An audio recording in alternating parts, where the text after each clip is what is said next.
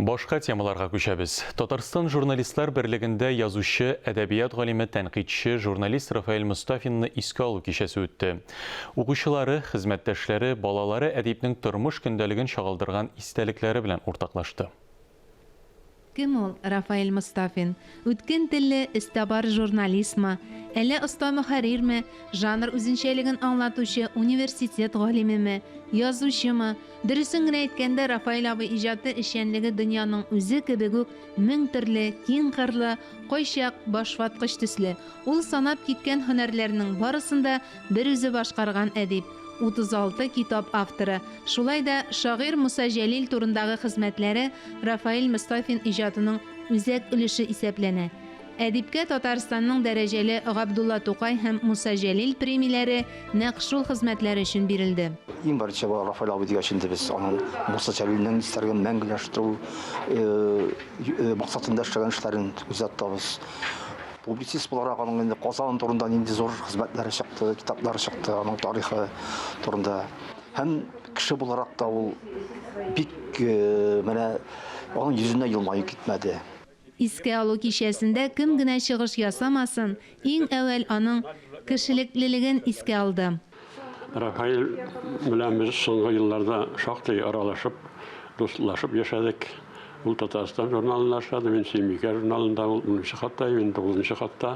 Һәм ул Рафаэль Мостафин кебек интеллигент һәм төрле яктан булган, бик белемле, гыйлемле кешеләр бик сирәк. Рафаэль Мостафин 1931 елның 3 маенда Баулыда туа. Якташлары аңа багышланган чараларны үзләрендә үткәрү сәбәпле килә алмаган, ләкин искә алу кичәсенә махсус видеоязмалар әзерләп җибәргән. В школе было решено открыть музей. Язучының сіңлесе Россиянең атказанган укытучысы Светлана Гобайдуллина сөйләгәннәр һәр кемнең күңелендә уелып калды. Аеруча Рафаэль абыйның сугыш чорындагы балачагы, чабатасы тишелеп карлы юлдан яланаяк кайтулары йөрәкләрне әрнетсә, сеңлесенә, әнисенә булган мөнәсәбәте хөрмәт хисен яңартты. Рафаэль Мостафин 1954 елда Казан дәүләт университетын тәмамлый. Гомер буе язмышы университет белән бәйле була. Безнең дә укытучы булды, безнең дәресләр барды. Әдәбият теориясе буенча, аннары әдәби тәнкыйть буенча, әдәби публицистик жанрлар буенча аның дәресләре бик истә калган, бик кызыклы, бик җанлы булып, ул бик зыялы кеше иде, студентлар белән бик тиз уртак мәгълүмат урнаштыра, контакт урнаштыра торган кеше.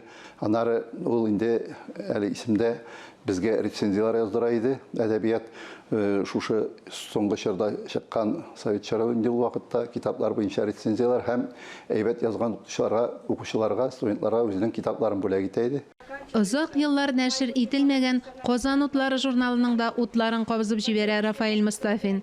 Төрле елларда төрле исемнәр белән дөнья күргән әдәби басма ул эшли башлагач гомерлек исем ала, ләкин озак эшләргә туры килми. 1968 елда язучыларның 7-нче съезды була. Шул съездда Рафаэль чыгыш ясый. Чыгышында ул бик зур ниләр саннар китерә. Менә революцияга кадәр татар әдәбияты, татар китаплары хәзерге китапларына караганда күбрәк чыккан дип. Бу әлбәттә безнең обкомнарга ошамый һәм бер айдан аны эштән атлашалар. Илгә үзгәртеп коручыры килер алдыннан Рафаэль Мостафинга коммунист Татария журналын әйдәп бару вазифасы йөкләнә. Ләкин бу юлы тәҗрибәле мөхәррир үзе шарт куя. Журналның исемен үзгәртергә рөхсәт бирсәгез генә бу эшкә алынуын әйтә.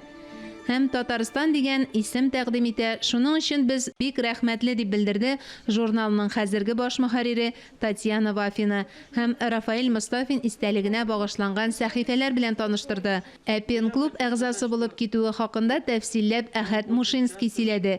Искә алу чарасында Рафаэль Мостафинның Казанский ведомости газетасындагы эшчәнлеге дә мәктәпләргә укучылар белән очрашуга барырга ашкынып торуы да искәртелде. У папы был с детства или с ранней юности. Искә алу кичәсендә Рафаэль абыйның нәсел дәвамчылары, балалары һәм оныклары катнашты. Я хотела бы вспомнить Әтинең әле тулысынча басылмый калган кулъязмасы бар. Ул аны өлешчә генә чыгарды. Ул кулъязма минем шәҗәрәм дип атала. 7 буын нәселен әти кечкенә чакта бабасы сөйләгәннәрдә хәтердә калдыра. Рафаэль абыйның кызы Асия ханым сүзләренә караганда, Мостафиннарның шәҗәрәсендә нәселләренең йомшак дигән кушаматы булуы ачыклана. Ә халык әйтсә, хак әйтә. Димәк, Рафаэль Мостафинның тормышта нинди генә сынаулар үтәргә туры килсә дә, йөзеннән елмаюы төшмәве нәселдән килә. Мөршидә Җиһан, Таһир Хәсәнов, Татарстан яңалыклары.